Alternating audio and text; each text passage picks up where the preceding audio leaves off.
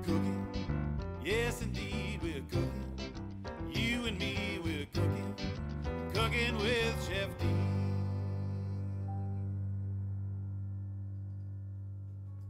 My favorite recipe involving braising is number one, osso buco. People always ask what's my favorite thing to cook. I love cooking osso buco. I love how it smells in your house. I love how it eats, you know, everything about it.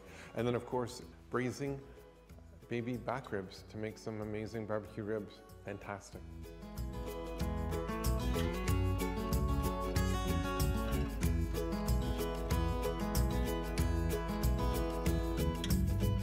We're going to have so much fun today. This is, okay, I always say this, but I love food and I love great ingredients. And we have some great partners. We have some amazing partners that have shared their passion, and we're gonna have a gentleman on today. He's gonna share his passion with what he's doing. It's a really cool story. We'll get to that a little bit later in the show, but we're gonna get started first. It's about braising, and braising is cooking meats, and some of these meats are a little tougher. You're not gonna braise a beef fillet or maybe a ribeye or even a New York strip loin, but this is some great cuts. Right now, we have a beautiful cut here. This is a blade roast, and this roast is fantastic. Not only is it great for roasting, we're gonna pull it apart to make a sandwich with. It's very good in a pulled beef type setting, or if you want, you can grab the blade roast, get your local butcher to grind it for you. It makes so much amazing ground beef and hamburgers. You gotta check this out. And then over here we have a pork butt roast. Again, these are all from Nutri-Farms, and just want to kind of go back to the beef for a second. It is a grass-raised beef, so very healthy. It's going to have a little smaller fat cap on it. Absolutely fantastic. And then we have a pasture-raised pork, and this is a pork butt roast. And this is the roast that you want to do if you're going to do maybe a pulled pork, and you can smoke it and do everything that way with it. We're going to do something totally different, because that's who I am and that's why I like rolling. We have some amazing stewing beef from Nutri-Farms, again, grass-raised, and then we're going to finish it all up with some baby back ribs. Okay, you can do side ribs, and I know some people really like side ribs. No, don't like it. We're going to do the back rib. Love the baby back rib. It's lots of meat, it's tender, it's great, it's flavorful, and away we go. So we got to get started, and I'm just going to season everything with just a little bit of salt and pepper.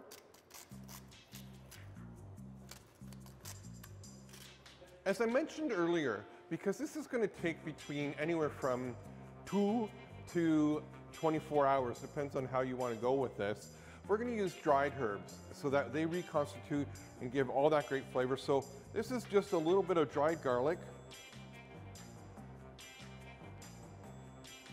If you're keeping track, it's probably about 1 teaspoon. A little bit more on the pork. And then of course the ribs, get a light dusting.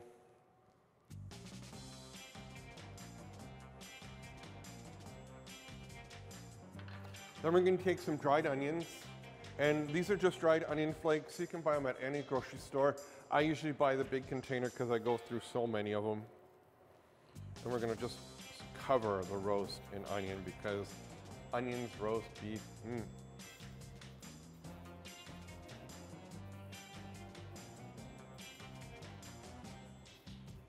And then onto our baby back ribs.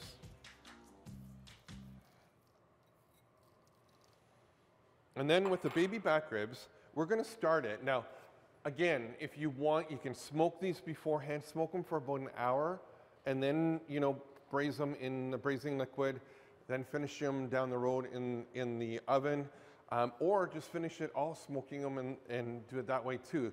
There's so many different ways of doing this, you know, tailor it to the way that you like it. Recipes are like road maps. There's 4 different ways to get there. So we're going to take some of the flippin' smoked sauce, and okay, I'm not going to share any of this because I'll let him share the story. So we're going to put a little bit of sauce over top of our ribs.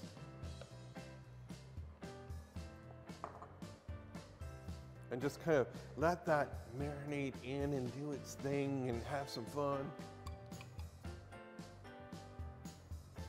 You can tell this is one of my faves, isn't it? Okay, so now we're going to take a little bit of salted caramel from our good friends at Waterloo Brewery. We're going to put that in with our pork roast. One whole can. And this has like a coffee and chocolate flavor. It's just going to be so good. We're going to take the ribs up another notch too. Well, we better taste it first.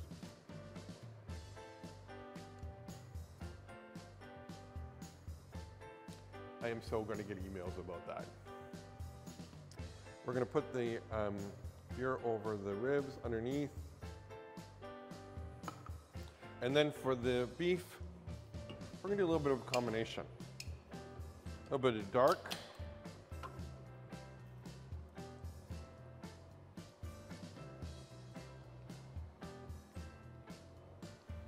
And I happen to have some red wine in the back here.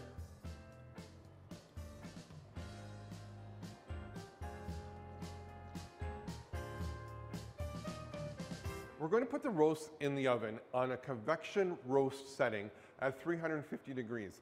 Now I'm going to roast them on that setting for about an hour. And then what we're going to do is we're going to turn the roast over and we're going to put some foil over top of it and then let it reduce the heat down to about 250 degrees and then let it slowly braise over about 6 to 8 hours. Depends on how tender you would like it. I like it to fall apart. So in it goes. We're going to take one at a time. I tried to do two once and I dropped them, so I don't want to do that again.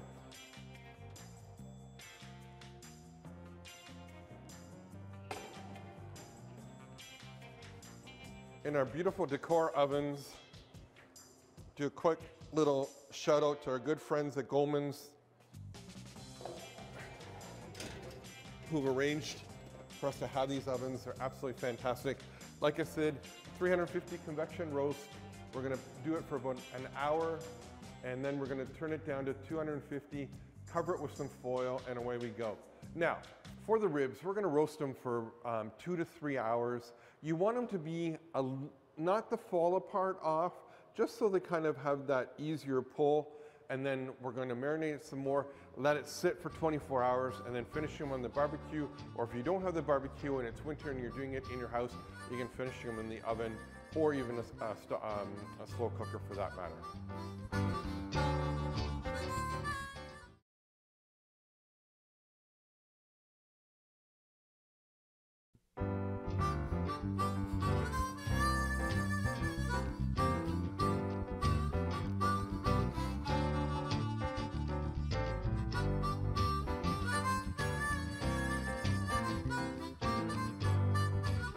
While our ribs, our pork roast, and our blade roast are cooking, I thought we'd do some other braising technique a little bit different. We're going to do a traditional, my mom's stew, and we're going to do a Cuban stew that we got introduced to when we went to Puerto Rico. So we're going to get started. I'm going to warm our pans up. We have a little bit of butter in both, and we're going to cook one in the oven, and the other one we're going to cook in the pressure cooker, which is really cool. And you just have to make sure you turn the right burners on, chef. So we're going to warm our butter up. Well, the butter's warming because you want the pan to be hot. You don't want the pan to be cold. Again, we're frying. That's what we really want, sauteing. So we're just going to cut our potato up. We're going to keep the skin on. And this is a russet potato from, if you remember, our good friends at Gamox out in New Dundee. Get all my produce there. They still have potatoes, carrots, a whole bunch of different vegetables. Check them out. We're gonna use 2 potatoes. Again, if you wanna use more potatoes, you can. It's wherever you wanna go with that. It doesn't have to be a huge cut, you know, it's all good. So that's gonna go right into our Dutch oven. Again, if you don't have a Dutch oven, but you have a roasting pan, a Pyrex pan that's oven safe, you can put it all in there. We're going to put our carrots in, our celery, our turnip, which is going to give that, you know, you got sweetness and then you get the bitterness of the turnip which makes it taste even better. A little bit of salt and pepper. Now, I don't put as much salt and pepper in this at this point. I let it braise out, cook out, then I season it, and we can kind of see from there. As you can see, our butter's starting to warm up, nice and hot in both pans. I'm going to add in, I have some leeks here, and as was mentioned to you in other shows, I love using leeks, but if you don't have leeks, you can use white onions, red onions, wherever you want to go with that. Again, get that pan nice and hot. And we do have some green peppers in. This would probably be the only time I ever use green peppers. I like them in this stew. I guess it's childhood memories that I truly like about it. And we're just going to stir this together. And you just start seeing that, you know, our butter is starting to melt in our pressure cooker as well. Put that out for now. And take some of our beef.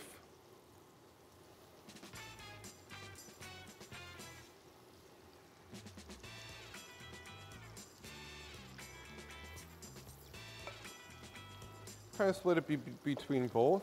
And we're going to add our beef in. Just hear that sizzle, that's what we're looking for.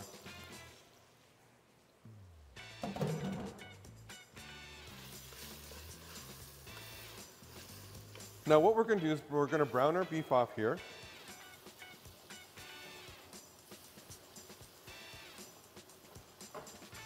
Again, we put the salt and pepper in our vegetables already, but for the beef stew, I love Montreal steak seasoning on everything but on my steaks. So this makes the stew just take it to a whole nother level. So we're going to add a good tablespoon of the Montreal steak seasoning onto our stewing beef. We're going to add a little bit of garlic.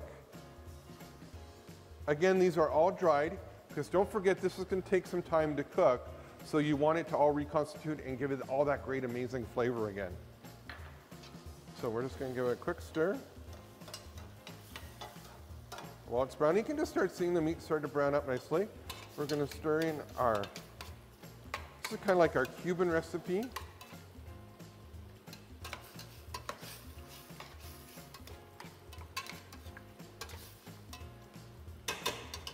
So now we're going to take 2 tablespoons of garlic, some dried onion, about a good 1/4 cup of that. We're going to put a little bit of dried onion in our regular stew as well, probably about a good 1/2 cup.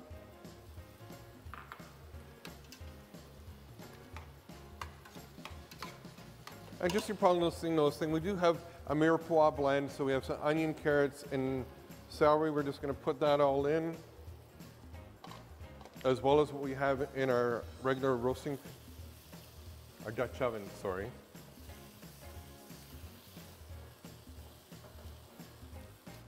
Finishing that up. Now, I have 2 limes. We're going to take the juice of 2 limes in our Cuban stew. Have I mentioned how much I love filming this here at the studio kitchen? Everything's right at my hands. It's absolutely fantastic.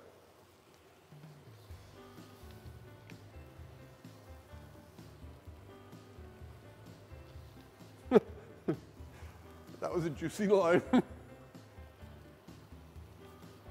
Again, if you're looking for a lime or lemon juicer, our good friends at Stop Restaurant Supplies have them all. Just ask, you want the one from ChefD. Again, that beautiful smell. You know, I mentioned basil a lot, but lime also invites you to the table to, you know, just that beautiful aroma that you get from the juice. It's absolutely fantastic. So we're finishing up browning up our meats.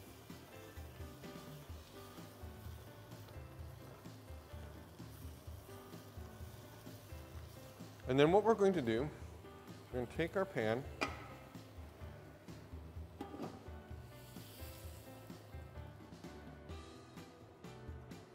oh yeah, get it all nice and cleaned out, kind of mix it all together, and I'm just going to bring it back on. I know it's a little bit warm, that's all good.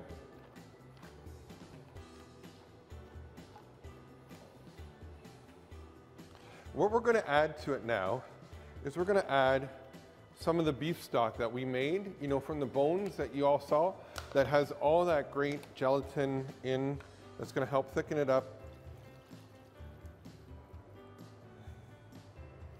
A little bit of vegetable stock.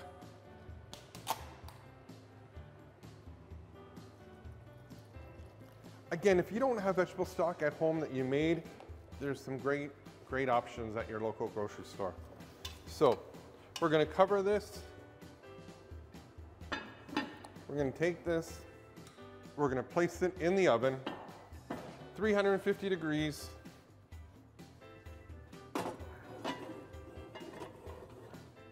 And it goes. You don't have to look at it now for another 2 hours. It's going to do its thing. The meat's going to tender. The vegetables are going to cook. Your whole house is going to smell absolutely fantastic.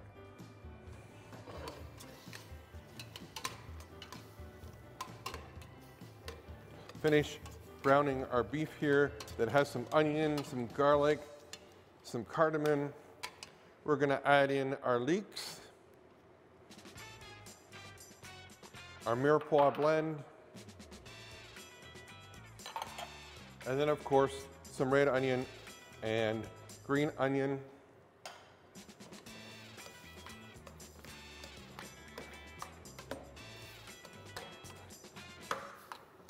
Now we don't have to sweat the onions and vegetables off like we normally would if you're doing it in a roasting pan, because we're going to do it in the convection, in the pressure cooker. We're going to add some tomato sauce, some strained tomatoes.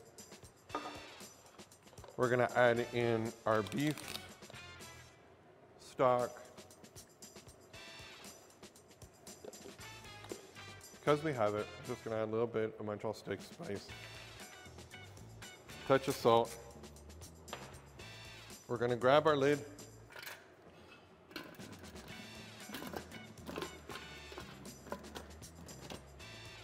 We're going to let that come up to temperature. Our safety valve is going to come up. It's going to let us know we have enough steam going on. We'll move it over. We'll let it, the heat go down, and then we're going to keep it in the pressure cooker for about an hour and a quarter, and your whole house is going to smell great. It's going to be some amazing eating, and let's let everything else cook. I know, I say this a lot, smell-o-vision, we're working on it, 2019, it might happen. So all the meats are done. We have our ribs, we have our pork, we have our beef, we have our Cuban stew. I have my good buddy, Chris Flippin from Flippin Barbecue Sauces, and we'll get to that in just a second, but I think you should try the Cuban stew because it's been going and being absolutely fantastic. And here you go. I could smell that all the way across the yard. It's our neighbor. He's been on every show. We got to stop turning the fan off earlier. Okay, well, we're waiting for that. I'll give you some of our beef stew for you to try. As you can see, it takes time, but it's absolutely fantastic. And of course, with the magic of TV, this is, you know, a 2 to 3 hour process. You can just see all that great. I know it's going to be really hot. Your sauce. Yeah. The story behind it. How did you come up with this? Because I got to tell you, he smokes all the onions, all the tomatoes to this day. Yeah. Yeah, so basically I was in corporate sales for the last 8 years or so, and yeah, we just hit a year this year of having the sauce out.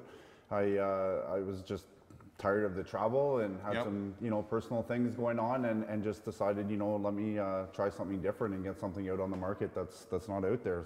So now, have you made? Were you making sauces like in? Or never. This is just okay. Never have before. So how did this come about? No culinary experience whatsoever. Just loved, you know, had a passion for smoking meats and barbecuing and things like that. Didn't want to come out with a barbecue sauce. I wanted to come out with, you know, a sauce that had some versatility, you know, to use on many different things. So it's, you know, just kind of started out of the garage, no labels, some jars, and put something together, and here we are. So, like I said, we're in about 170 stores now, about 50 local stores, which is amazing here in KW. The support's been awesome. You've been awesome. I mean, it's fantastic. Yeah, I see Vincenzo's has it. I see our good friends, Charles Quality Meats have it. Yeah. Cottle's Catch has it. Yeah. And a whole bunch of other places, but you know, those are four of my mainstays. So. Yeah, exactly. Yeah. And it's a smoke sauce. So tell me a little bit how you know, I know there's some tomato, there's some heat to it, but you also really do truly smoke your onions and tomatoes, right? Yeah, I do. So I have cast iron pans. I have a bunch of smokers, and basically we get the produce locally here in KW and get it smoked, cast iron. It takes me about 3.5 days to do a batch of sauce. So all the garlic, all the onion, the tomatoes all getting smoked.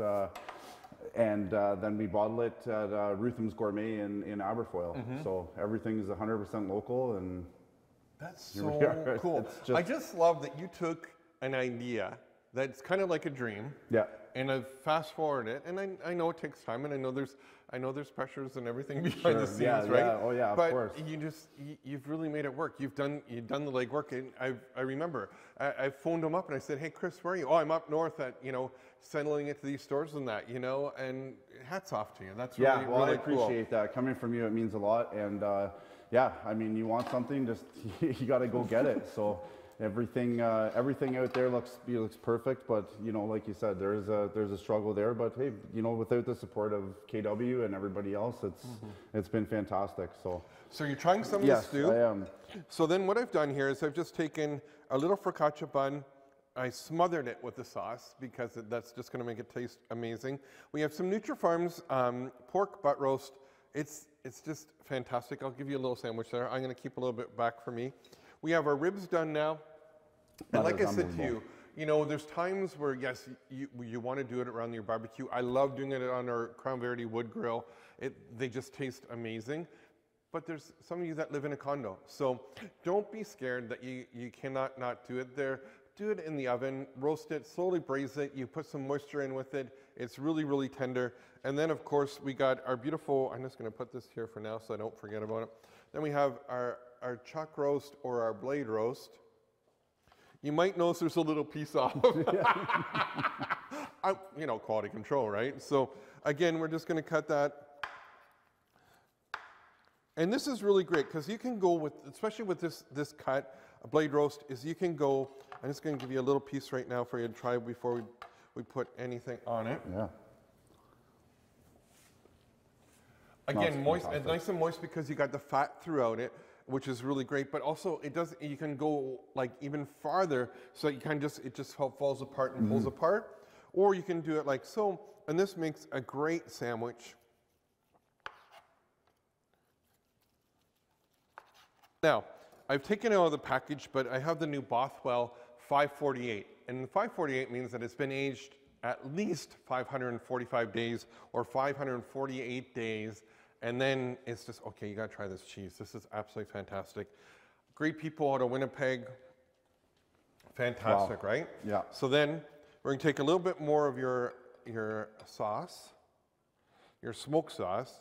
And as you were mentioning before, you do smoke your own tomatoes, onions, and garlic, if I got that right, correct? Yeah. We're going to put our beef on here. Now we're going to grab our cheese. I'm really surprised our neighbor hasn't come back yet. And so we're going to cut this and make sure we put the cheese in there. You try that, see what you get. We'll make a mess here. Again, so locally you can get your sauce at Vincenzo's, Charles Quality Meats, Coddles, a whole bunch of other places. Yeah, the best place to check for it is on the website at flippins.com. Okay. Yeah. Hey, thanks for doing and living your dream. I know you want to eat this, but thanks for being on. I really appreciate it. Hey, good to see you again. Hey, good in there. Yeah, thank you. And I'm going to eat. We're going to taste everything. Till next time, won't you join me here at the studio kitchen out here in Puss Lunch? I'm Chef D.